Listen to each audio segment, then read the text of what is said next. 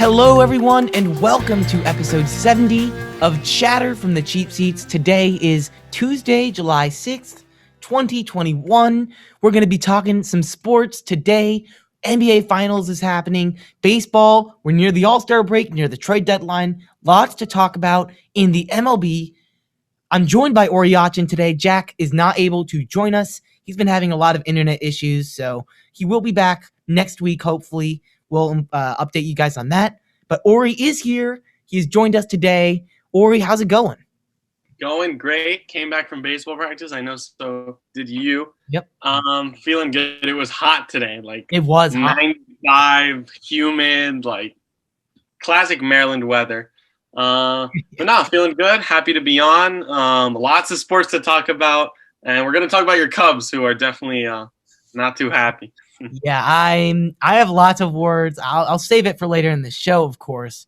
But it's been rough watching the Cubs. Otherwise, I've been doing all right, Lots of baseball of my own, practices and stuff. Today was hot. I can back up Oree's testimony on that. It was very hot today. Did cool down. It was a little nicer as the sun started going down. So that was nice. But hot day, hot weather. And hot stuff going on in the NBA. Good transition, right? So let's get right on with the sports here. Tonight is actually game 1 of the NBA Finals. We've all been waiting for it all year. We have the Bucks and the Suns. And before we talk about the finals and our predictions and what we think is going to happen, we have to go back and talk about the Eastern Conference Finals, which on this show we have not talked about yet. The Bucks were able to win games 5 and 6 without Giannis. Now he is back for the finals. He was cleared to play in game 1.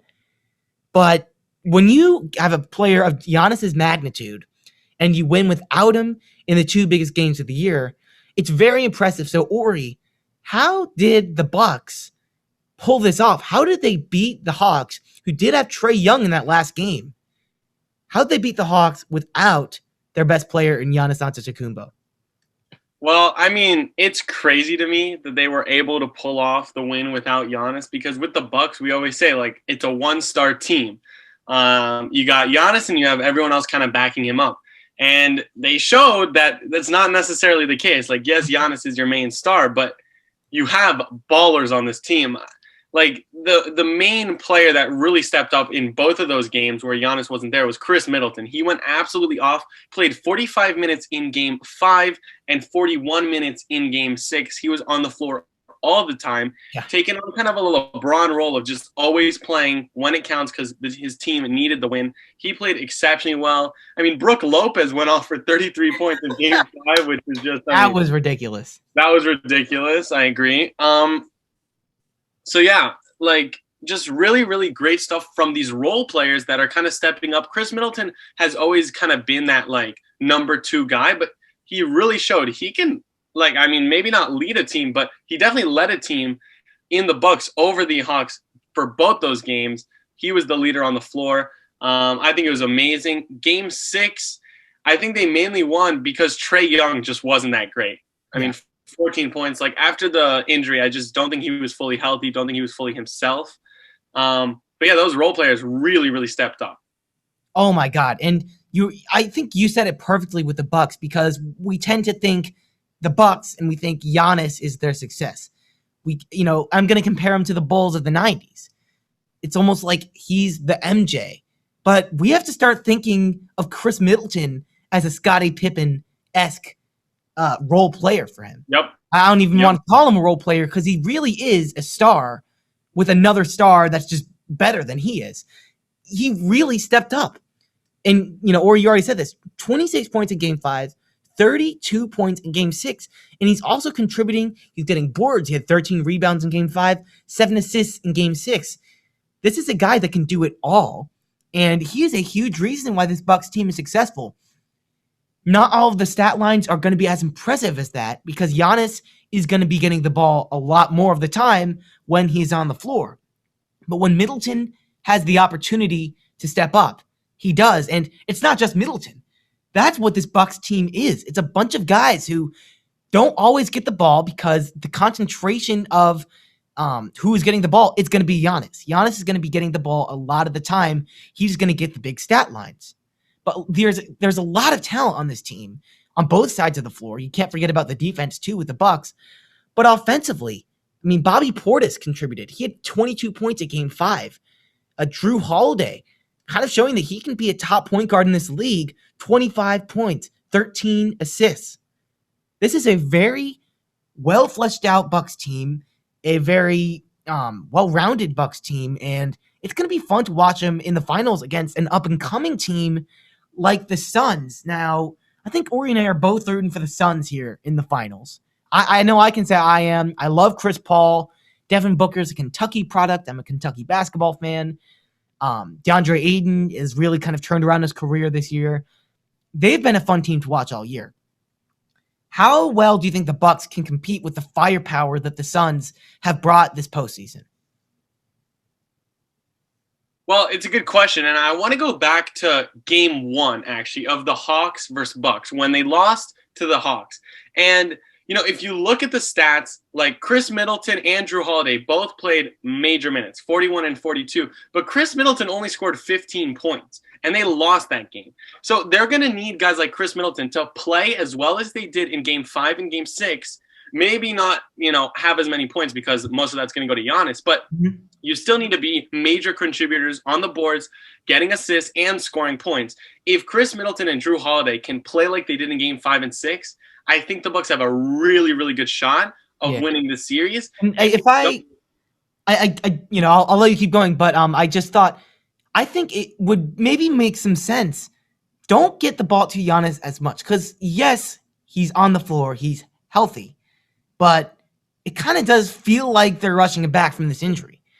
And I can't quite see what's happening. I have the game on Game 1, but I would guess that the game plan would be count more on the other guys. I think Giannis is still going to get most of the concentration of, getting the ball passed to him. But I think they are going to, like you said, be counting on the other guys getting the ball to them more than they usually would because they did prove themselves in that Eastern Conference final. And I think for the Bucks, the game plan has to be make sure everyone gets the ball. Because if they're counting on Giannis and he's just not fully healthy, he's just not the Giannis we're used to seeing because of the injury, that could really hurt them. And if you're down 1-0 against the Suns, that could be it. You got to really jump on them. So, or I'll let you keep going, but just wanted to. Well, no, I think what you, it was a really good point that you made that he might not be fully healthy. And that is also going to be, even more of a reason and even more of a need for these role players to really step up and become sub-stars. Like, they're not the star that Giannis is, but they need to go, right behind him. They can't, sit in the background like they did in the regular season as much and early on in the postseason, because against the Suns, it's going to take the whole team and Giannis to win, because this Suns team, I mean, come on. They are so good. I love Chris Paul. Ayton's really become a great player. Oh my God. He's really leveled out. Booker's a beast. So, they got a three-headed monster there. So the Bucks got to come with their own three-headed monster as well. Absolutely. So I guess, or would that mean that you're going with the Suns here? I guess we'll file our official predictions. We're making it official here. We'll do series score, and I guess we could do finals MVP prediction. Okay. Spice it up a little bit. So, Oree, you have the Suns in how Yes. much? Okay. So I am going with it. Suns in 4. They're way better than the Bucks. I think Giannis, he's not fully healthy. Chris Middleton and Drew Holiday, I don't think you can expect them to really ball out like they have been against the Hawks late in that series. And this Suns team is clicking. I mean, come on. They absolutely dominated the Clippers. They've dominated this postseason. They're really channeling that bubble mentality. And Suns in 4, the man, he's a legend. So I have to go with him. Yeah, and I remember you mentioned the bubble. I remember last year they won 7 or 8 straight in the bubble. Yeah, and almost made the playoffs. That was I kind of forgot about that for a second, but that was kind of the first glimpse at what this group of guys could do. Yep. And then you bring in Chris Paul, who is really showed to be one of the best leaders in the NBA. He has almost, I mean, DeAndre Ayton has admitted that Chris Paul coming to Phoenix has helped his career tremendously. The same has happened with Devin Booker, and that is why I also have to go with the Suns. It seems like the logical pick to make. I'm going to go with the Suns in 6, however. I don't want to underestimate the Bucks too much. I really like that team defensively. And I think, like we saw in the Eastern Conference Finals, they can hurt you in a lot of different ways. But I think the Suns, like Oree said, they have that three-headed monster that, as good as Middleton and maybe Holiday is, it's not even close to how Booker, Paul, and Ayton have been playing throughout the season and especially in the playoffs.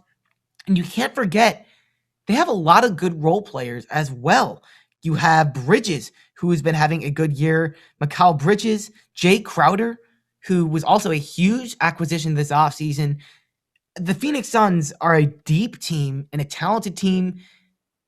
I think they're going to get the job done and bring a NBA championship to Phoenix for, I believe, the first time, right? I think it would be the first time that the Suns will win a championship. Yeah, it would be the first time. Who do you have for Series MVP? Yeah, so this, for me, I mean, I'm debating between Booker and Paul, and I got to go Paul just because the magnitude of what he brings to that team. And I think Booker will probably have the bigger stat lines. That's his game. He'll have more points, possibly more rebound, definitely more rebounds than Paul, maybe more assists. I mean, Chris Paul is an assist machine, don't get me wrong, but I think it's common knowledge now in the NBA what that guy has brought to that team. He is one of the most valuable players in basketball, period. I think he should have been in the MVP conversation this year with Embiid and with Jokic. I think Paul should have been in that conversation as well because of what he's done for this team.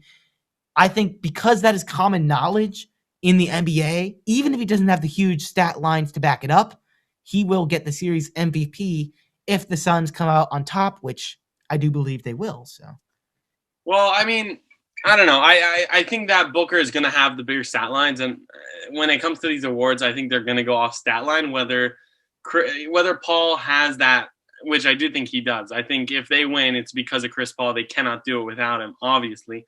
But Booker is going to have that 40-point game in this series. Booker is going to have, a crazy game where he goes like, shooting 18 for 20 or something. Maybe a game winner. Who knows? Yeah, exactly. So I think it's going to be Devin Booker, but I 100% agree with you that this series, if won, it's going to be because of Chris Paul. So Chris Paul, he might be the more valuable player when it comes to winning this series. But Devin Booker's going to have the bigger stat line. I think he's going to have that crazy, few games where he just goes off. And so I think that's why he's going to be the series MVP. But, Chris Paul might come out and have 20 assists a game and win the series MVP. Like, that wouldn't surprise me. He's an absolute monster at distributing. He doesn't turn the ball over. He takes smart shots. His mid-range is just incredible. So I'm really excited to see him play. And whenever this is done, I'm definitely going to go watch that game. Oh yeah, definitely. It's it's on my TV, but it's kind of in a weird angle, so like I can't really see anything. So honestly, I'm in the same boat. I'll have to watch the rest of that game once we finish up here recording. But it is now time to move on to the baseball because we have a lot of stuff going on.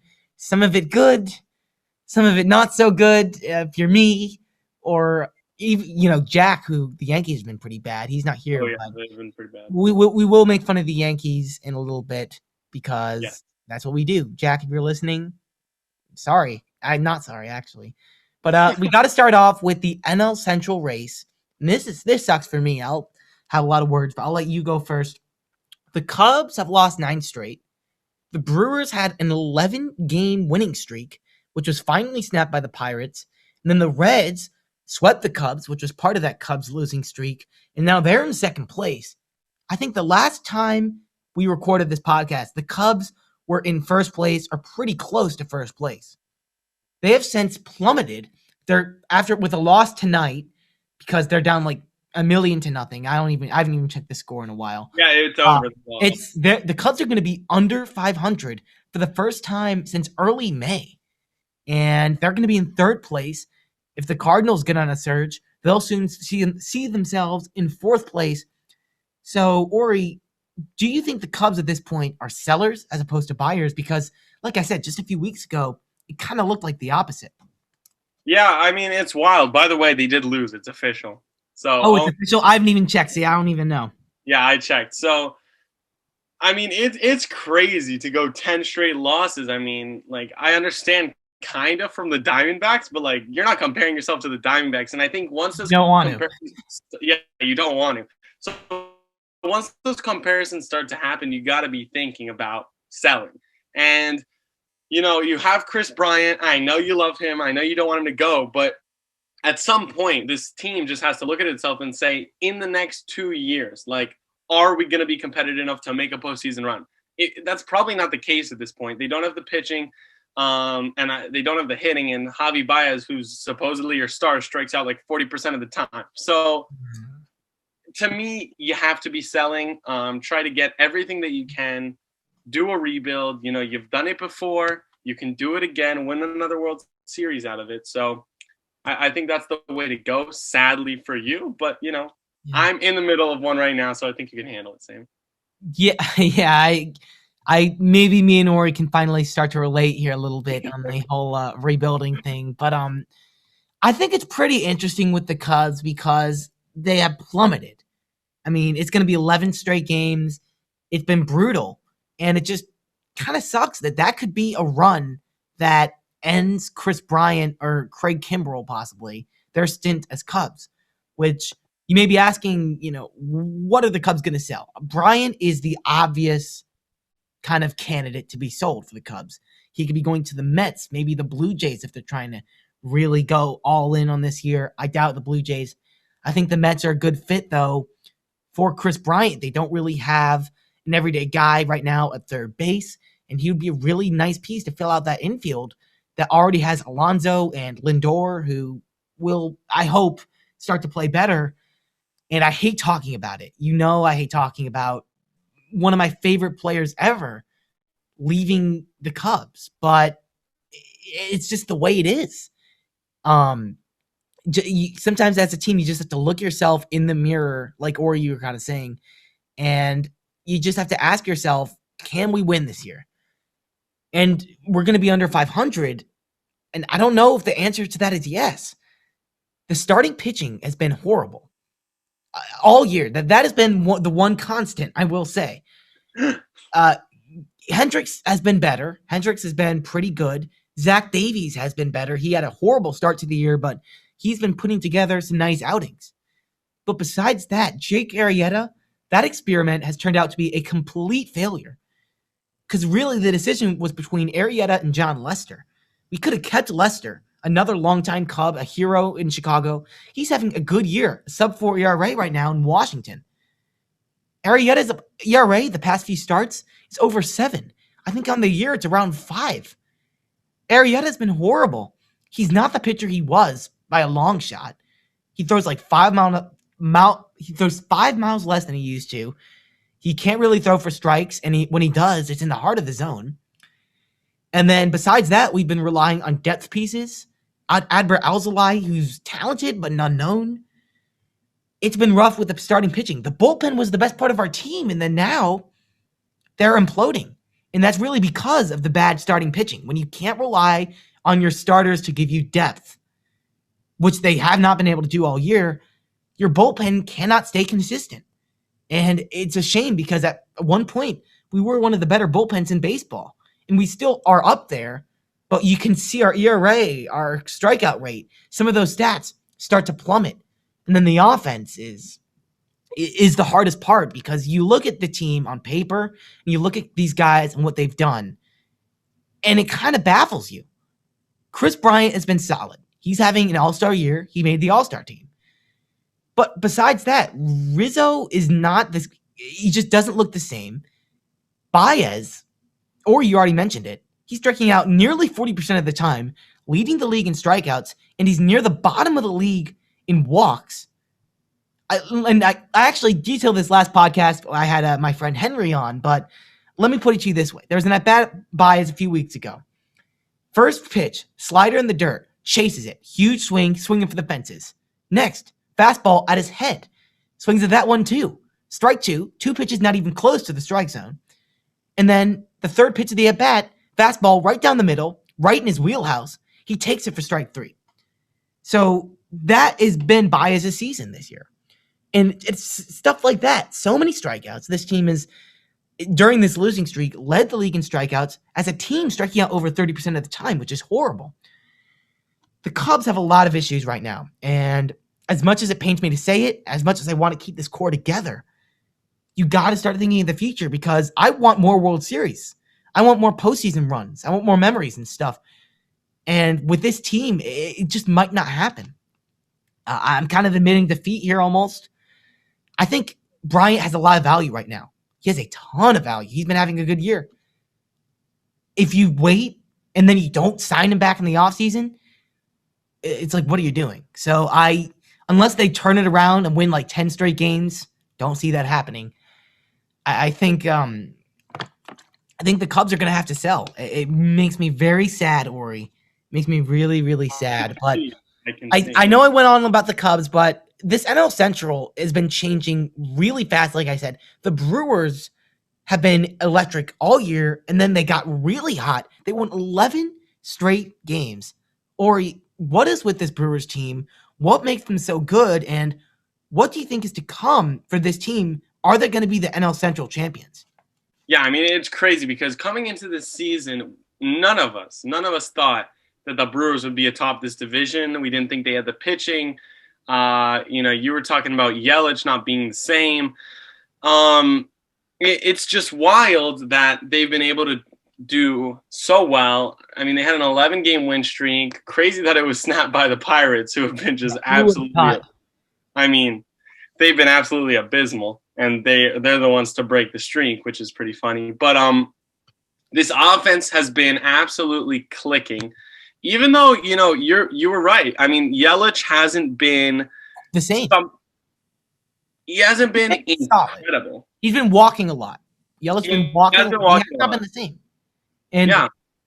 I mean, this offense, you were kind of saying they're clicking, and for me, I give credit to Willy Adames. I think 2 months ago, like end of May, maybe, I guess that's more of a month ago. It was kind of, a weird trade in my eyes, but it sort of made a little sense. The Brewers acquired Willy Adames from the Rays. They sent 2 relievers. It was a JP Fireeisen and somebody else to the Rays. So now, Adames wasn't really having that good of an offensive year. But since Willy Adames has joined the Brewers, his slash line is 293, 377, 544. Willy Adames has been slugging 544 since he's joined the Brewers. And you look at when this offense is starting to click, it's really when they added that bat into the lineup. He has been an X factor for them. And, I've heard he wasn't that good at hitting at the Trop in Tampa Bay. Getting him out of there, and it's like, boom. And he's just raking. He has 8 home runs in 41 games, which is quite a lot. Willy Adames has been great, and Yelich has not been the same. On-base machine, but not the same slug that we're used to from Yelich. But a lot of guys are making an impact, and you have a lot of guys, too, that are hurt. Colton Wong has been dealing with a lot of injuries, but once he gets back, he's going to be a factor, because when he's healthy, he's been hitting the ball really well. And you know how good Colton Wong is defensively. He has a gold glove there at second base. And then Oree, this rotation, right? This rotation is absolutely disgusting. You got a 3-headed monster with Woodruff, Burns, and Freddie Peralta. So take us through a little bit that rotation, because that's really the best part of this team. And the bullpen. Yeah, you could talk about that too.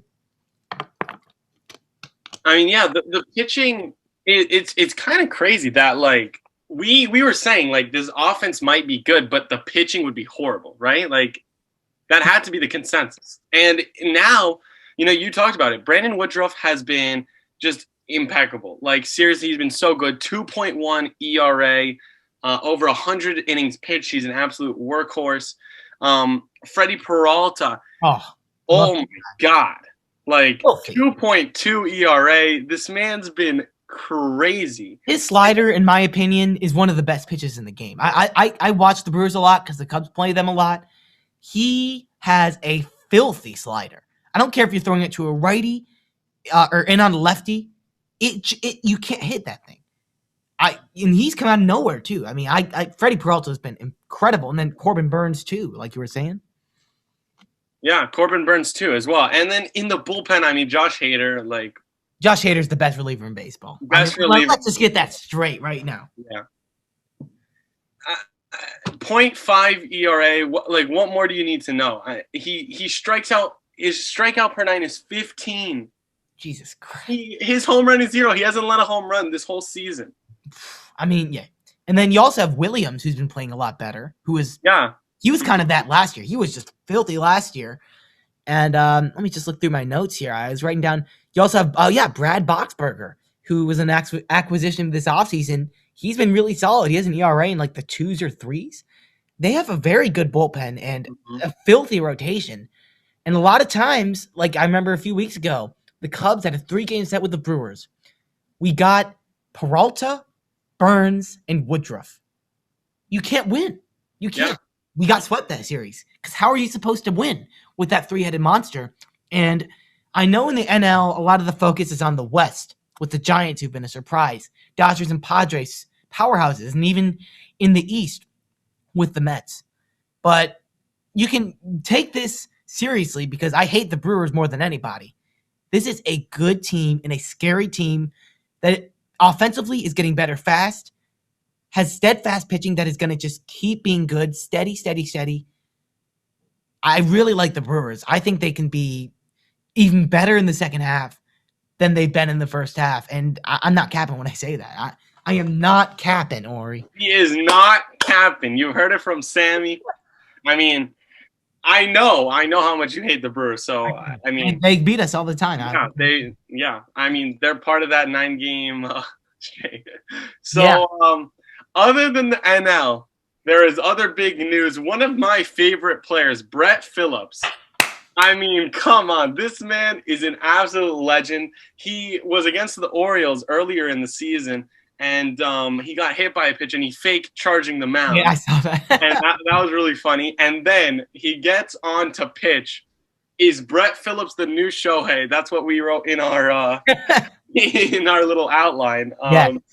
I mean, he threw 94 first pitch. Yeah, dude, he was slinging, man. That was like, whoa. I mean, and like 94 for a position player, like that's hard. Yeah, that's like that's some cheese right there. Yeah, I agree. Yeah, no, I mean, but you have to give credit to Brett Phillips. He starts him off with the 94, catches him off guard. They don't even know what to expect. And then he hits him 47. 47, maybe like mid-50s a little bit. I mean, he might be one of the best two-way players ever. Shohei. Did you see I think Shohei should just stop playing baseball. Yeah. That's what he should do. Because Brett Phillips is too good. Yeah, did you see his delivery? He's facing like first base. It was crazy. I mean, like his leg was going straight, like pointing at the batter. Like, it was hilarious. I mean, it was hilarious. Brett Phillips, and you said this too. I mean, he's got to be one of my favorites. I kind of was first introduced to him, like a lot of people, last year during Game 4 of the World Series when he had the walk-off and that insane play with the bobble in center field, and then he did the airplane, That's when I was first introduced, and then I saw the interview, and you can just tell this is a class act, a funny guy, lighthearted, doesn't take himself too seriously, and I love this. He just loves the game of baseball. You can tell whenever he's out there, he's having such a good time. He's like a little kid. That's what it looks like when he's pitching out there. It's like a little kid just playing in the backyard, having a good old time. I love that about Brett Phillips. Baseball needs more Brett Phillips. I'll put it that way. And also, he is one of the few guys who has he does have the double flap. I don't know if you noticed that watching him play. I found that pretty interesting. I think because he's a switch hitter, but Brett Phillips is the man. Best pitcher of all time. Great lettuce. It's great lettuce. Oh, he does have good lettuce. He has the flow right now. That is true. He has some serious flow. So at the end of the day, like we already kind of said, is Brett Phillips the new Shohei? Yes, he is. That's all we need to really say about that subject. Now to the Dodgers back in the west part of the NL. They are tearing it up right now. They kind of got off to a cold start of the year. Not cold, but for Dodger standards, they weren't dominating everyone like we always think that they should. But they have won 9 straight games last I checked, and they may have made it 10 because I did write that down yesterday. But they have been absolutely electric, and I think they're only a half game out of first place in the NL West. Are the Dodgers going to win that division? Because that is the best divisional race in baseball, and it's not even close. You have 3 great teams. Do you think the Dodgers are going to be the ones that come out on top in that division? I mean, it's tough. It's the best division in baseball. I mean, I think you can say that pretty confidently. You have the Padres and the Dodgers, which are the on paper like best teams in the league, undoubtedly. And then you have the Giants that like come out of nowhere. Brandon Crawford's an all-star. Dude, just side note, I just got Brandon Crawford and MLB The Show. Oh my god, man! This card, I have like 10 at bats, 4 home runs with I had a grand slam in today's game. I just had to. Brandon Crawford's my guy, man, and MLB The Show. But yeah, in real life, he's been an X factor for the Giants, and a huge part of that team that has come out of nowhere, like you said. But I did have to mention that because he's carrying my team right now. Sammy is just like me, MLB The Show enthusiast. We both love the game. But yeah, I mean, Brandon Crawford comes out of nowhere. This whole team came out of nowhere. I think a lot of us had them at the bottom of this division. I mean, close to it. Yeah, like it's wild what's happening. The real question, Sammy, and I'm going to pitch it to you. I think the Dodgers could beat the Padres. The question is, can the San Francisco Giants sustain this success? Do you believe in this team? I'm going to be honest. I like the Giants. I really like the Giants. I want to like the Giants, and I do believe in the Giants. However, the Dodgers are going to win this division. I don't think there are too many questions about that. The Giants will see I think they could even see 95 plus wins, depending on how the second half goes. I think they will be a playoff team, and I think they're a team that could make a run because you know how important starting pitching is. They have that made. They have one of the best rotations in baseball up there with the Mets, and the White Sox have been good, but they're right up there. The Giants have a filthy rotation. And you look at their lineup, that's where the limitations start to come for me. And where you look at the Dodgers, and once the Dodgers start getting guys healthy again, it's hard to even compare because the Dodgers also have a great rotation with some guys either hurt or on leave. Cough, cough, Trevor Bauer. We won't get into that too much, but the Giants have a great rotation, but offensively, I don't know if I could trust it compared to the Dodgers. I love what Crawford's done this year. I love what Posey has done, but all around, I don't know if I could trust the success that all of these guys have had. Now, that's not to say that I think they're going to fall off. I just think the Dodgers are going to be better because the Dodgers are ridiculous. I mean, I was talking about their starting pitching. They are looking to add a starting pitcher. Imagine that rotation if they add Herman Marquez or, I don't know, John Gray from the Rockies or maybe even Kyle Gibson from the Rangers, who's been having a great year. They could add another arm to that rotation, which is kind of impossible to believe. The Dodgers are going to win that division in my eyes. They're just too good. Yeah, I think this team is like almost the equivalent to like the Golden State Warriors when they had everyone. Like they're so good. They're so good. And if they get all their pitchers back, they're gonna have like one of the best rotations in baseball. They have one of the best lineups in baseball. They have one of the best, bullpens in baseball. They've just done it right. They've done it right. They have done it right. Their farm system, like this is a team that spends money, but spends money into their future as well. Like it's so well run. They have such a great farm system. Those young guys are coming up. I mean, Lux is insane. So like this team has done it right. They're gonna win the division, but San Francisco, like they're not gonna win this division, but they're gonna sneak into that wild card and they can make some noise. I'll tell you. Because you need, like I already said, you look at teams that have made good playoff runs.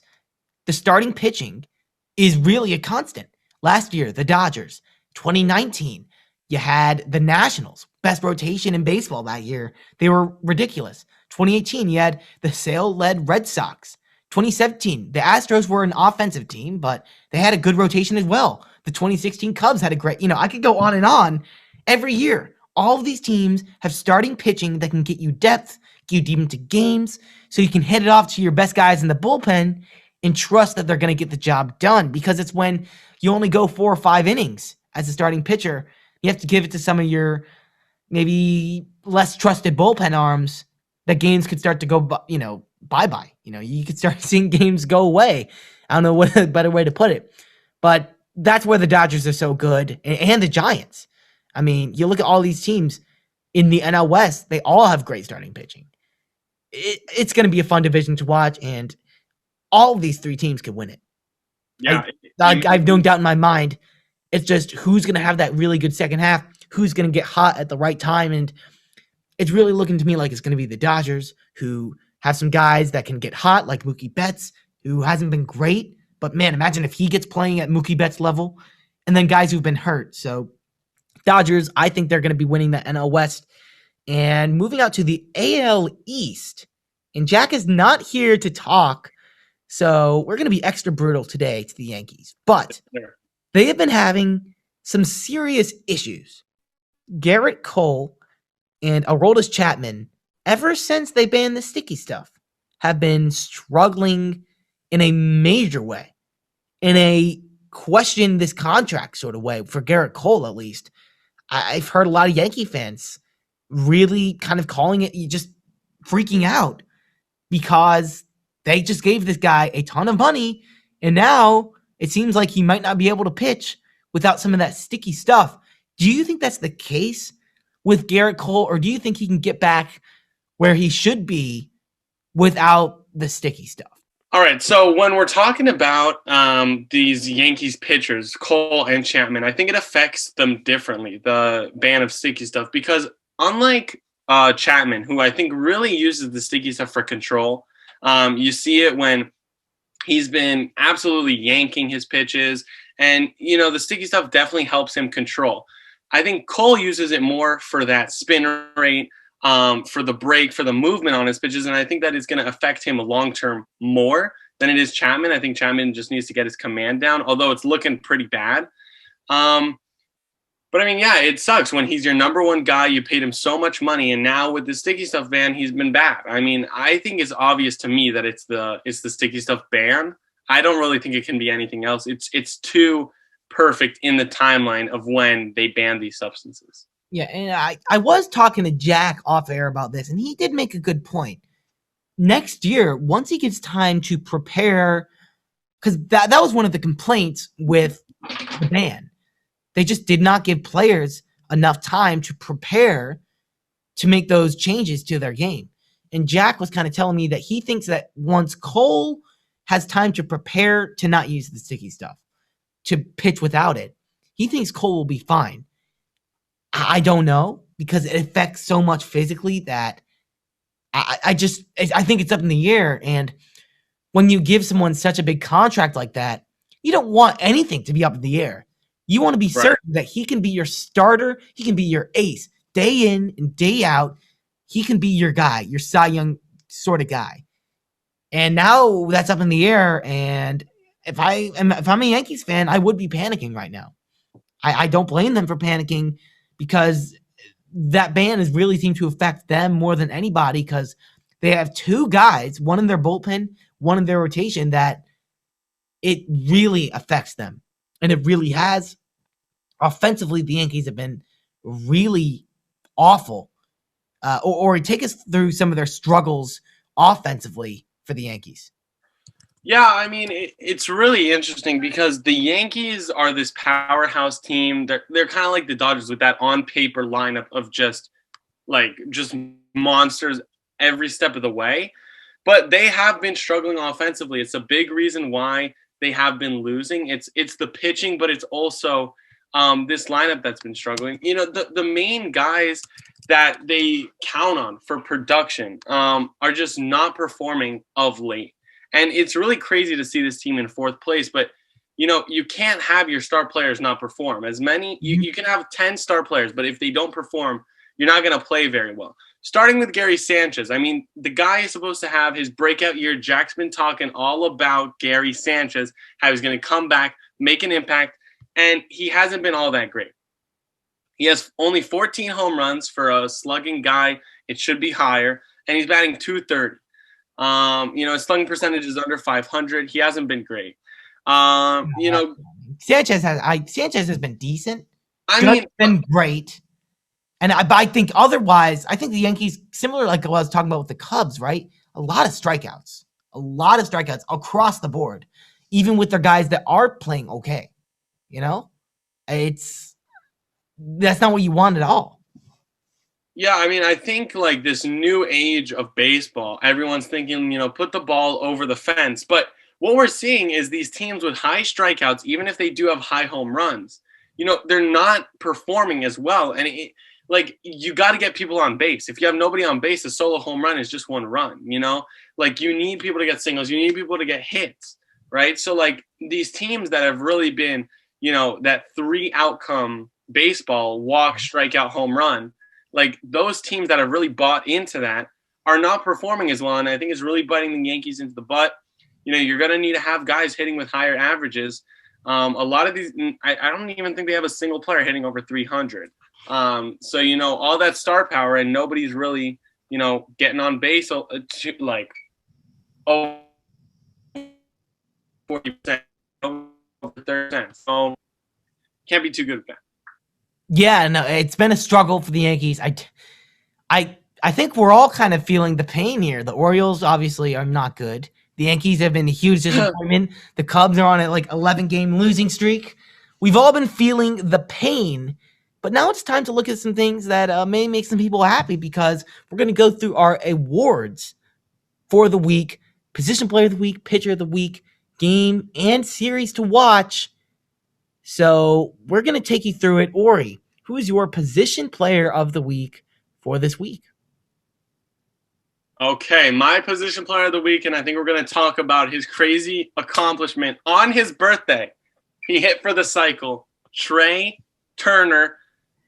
On the season, he's batting .321. He's been an absolute monster, but he hit for the cycle on the 30th against the Rays. Went 4 for 4, obviously with a single, double, triple, and home run. And then against the Padres, he also went deep. So he has been living it up. Sammy, what do you think about this beautiful cycle on his birthday? He has now cycled 3 times in his career, which is pretty outstanding. That's unreal. Trea Turner that guy's transformed his game. Now, I was talking about it last week when I had my friend Henry on the podcast, but Trea Turner went from a singles guy, right? He was a total singles guy, pretty good defensive shortstop, a lot of speed. That was his game, and that's who I saw him as when I first started watching him play. But now all of a sudden, he's added a power element to his game. He's hitting for significant slug, more than you'd think, and lots of home runs. This guy can put it in the gaps, and he still has the high contact rate. He's not striking out a lot.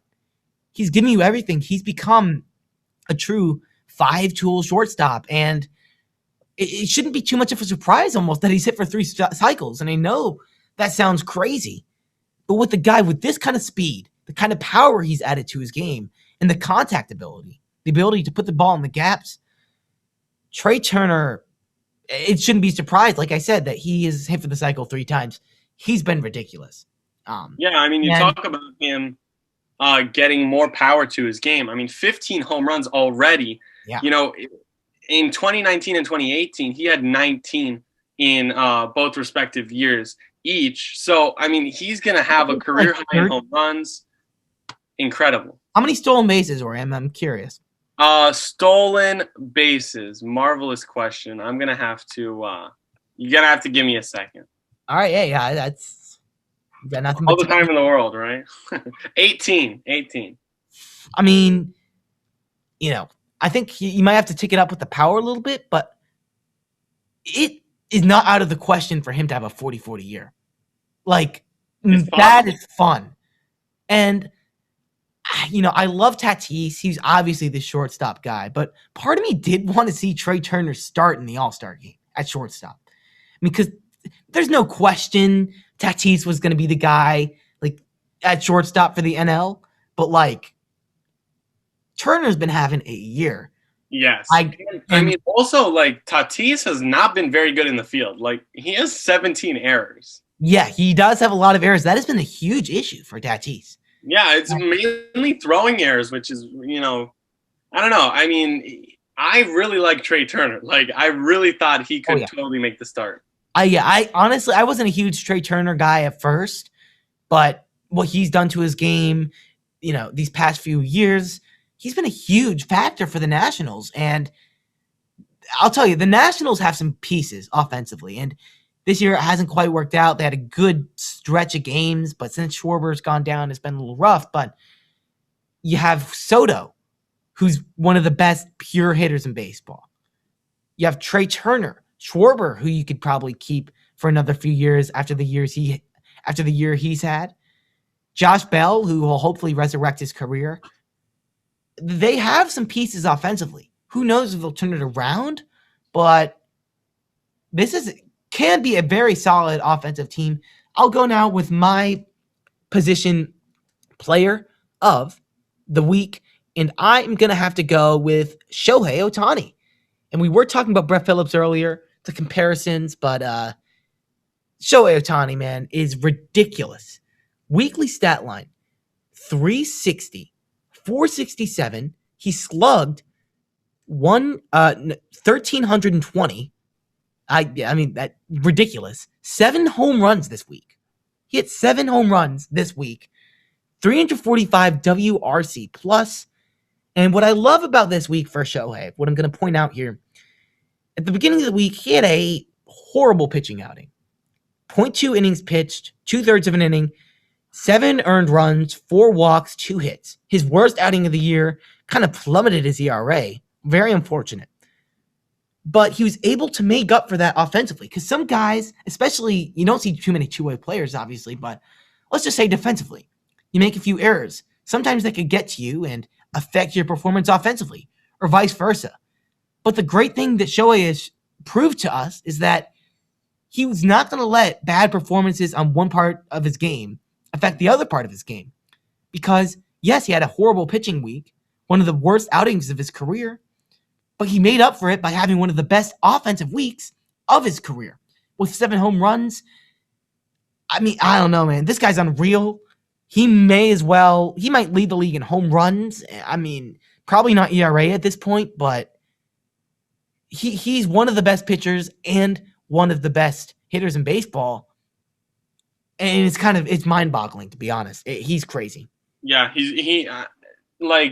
I remember I saw this video where he, in the same, 2-day span, or maybe even in the same day, he threw a pitch 100 miles per hour and then hit a ball 150. It was the same night. I remember that. Yeah. Yeah, it was the same night. It was absolutely insane. I mean, the things this guy can do, I just hope he lasts. Like, we know he's had injuries. We know being a two-way player is extremely difficult on the body. And he's already 27. So I just hope we can see more years of Shohei because, I mean, man, he is fun to watch on the mound. And I love seeing him just destroy baseball. Well, and not only one of the best hitters this year in baseball, he's slugging right now over 700. Nobody has done that in a full season since Barry Bonds in 2004. That's some serious company to be in. I mean, that's not a random guy who led the league in slugging percentage one year. That is Barry Bonds on roids. On roids in his best year. So, when he was getting walked like 50% of the time, basically.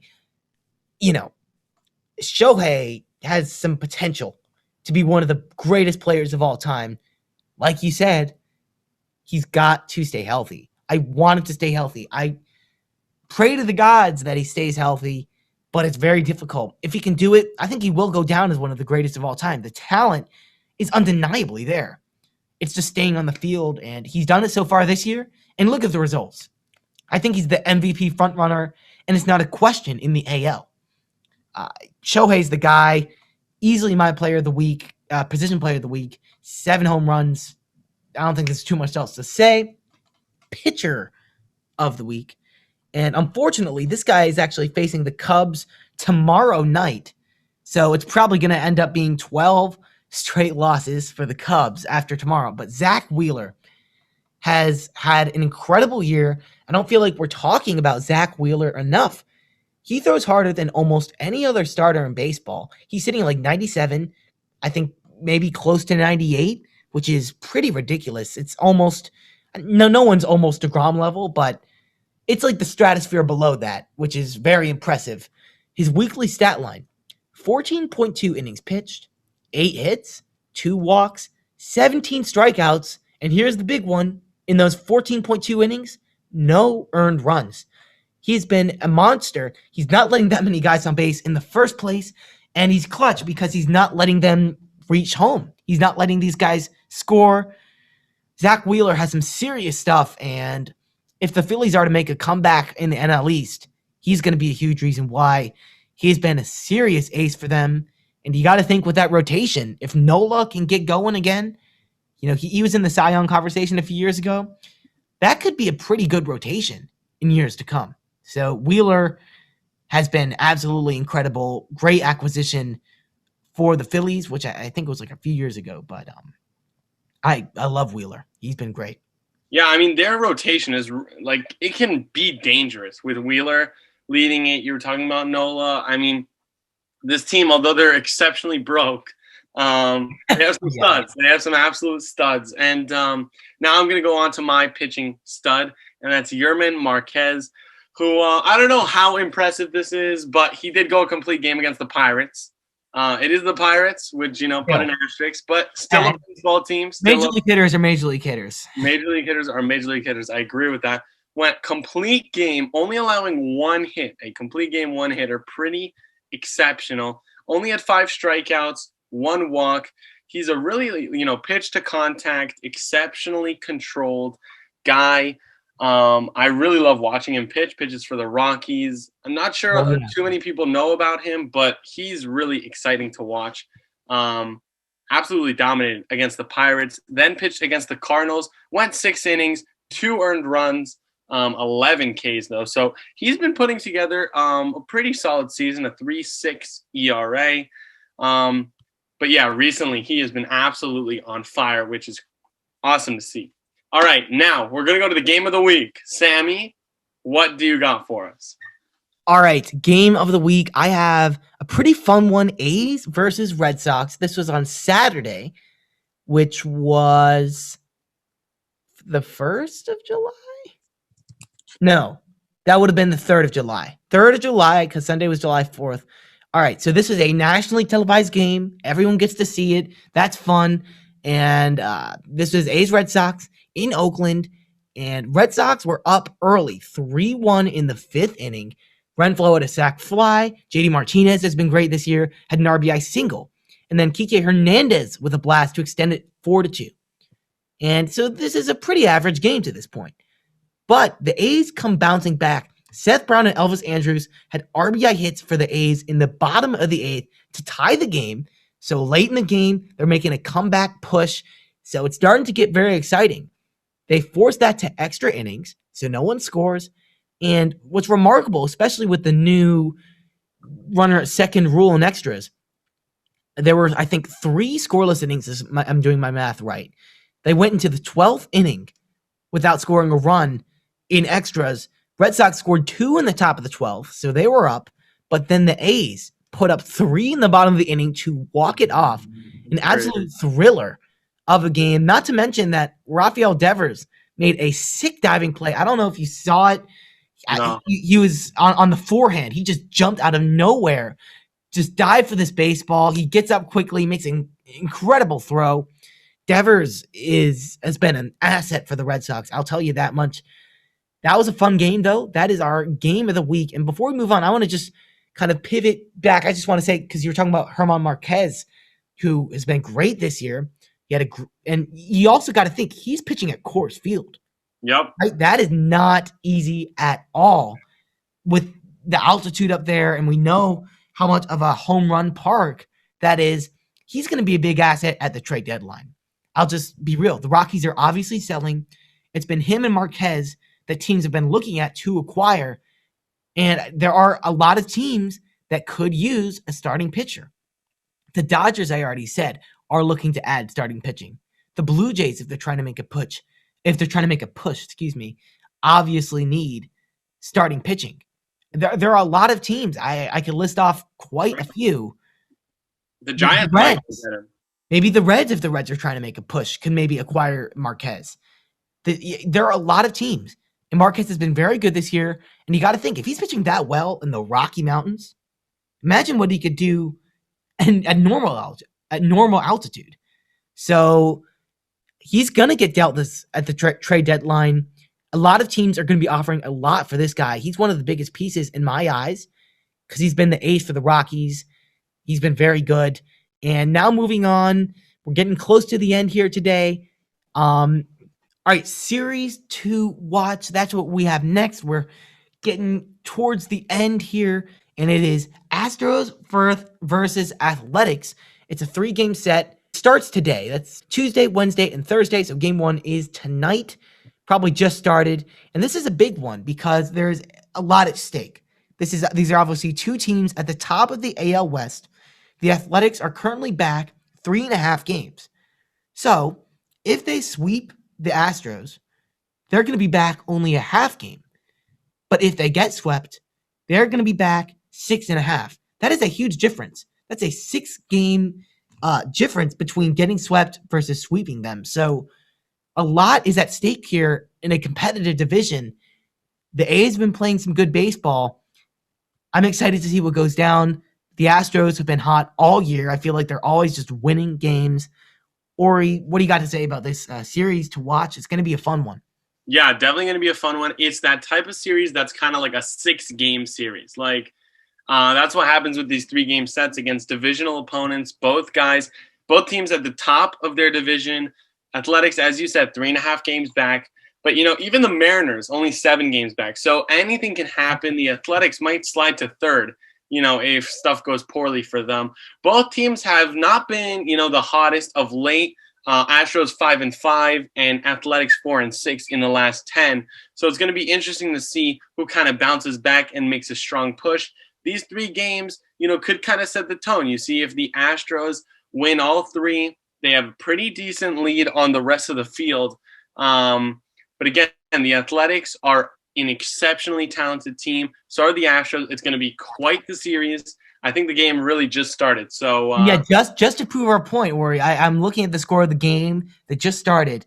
Bottom of the 6th inning, 6-6 ball game. There you go. So some things happened to get there. It's going to be a great series. It already is. 6-6 game, for all we know, could go into extra innings. We'll keep an eye on it. But unfortunately for us, that does it here on episode 70 of Shadow from the Chiefs. Yeah, 70 episodes. Quite a lot. It's kind of hard to believe, to be honest. We've been doing this thing for a while. We actually missed our 1-year anniversary, which was 2 months ago. Well, we never really mentioned it, but we did have that. So yay us. We are 1 and 2 months roughly old. So that's pretty cool. And any last words, Oree? A fun episode here today on this Tuesday in July. I don't know. Yeah. So thank you guys so much for watching 70 episodes. We are officially a small baby, or I mean maybe a large baby now. You're in a little. So yeah, series to watch. I'm actually really excited. Gonna definitely turn on NBA and Astros. Have like double screen action. So yeah, thank you guys so much for listening, and have a great rest of your week. All right, well that does it. Oree, take us out. Bye.